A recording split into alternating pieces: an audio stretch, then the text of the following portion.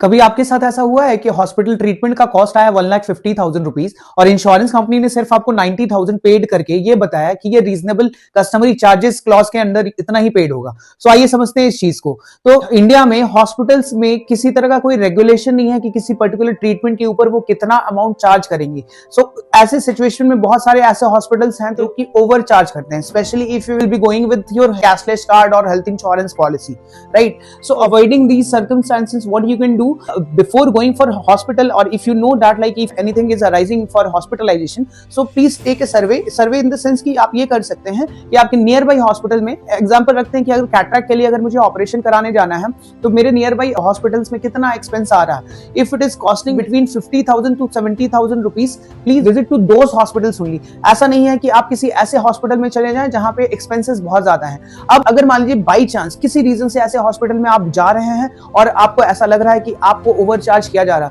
So what you can do, you can also negotiate to their management कि nearby hospitals में मेरा इतना cost आ रहा है, so please provide me the same quote और सेम प्राइस। नहीं तो अगर मानते हैं तो ठीक है, नहीं मानते हैं तो you can do one thing, like आप किसी दूसरे हॉस्पिटल में चले जाएं और जहां पे आपका एक 50 to 70,000 रुपीज तक का कॉस्ट आ रहा है, उसी कॉस्ट में आप इलाज कराएं। या फिर दूसरा ये काम कर सकते हैं कि आप पहले ट्रीटमेंट करा ले, फिर उसके बाद रीइंबर्समेंट ले।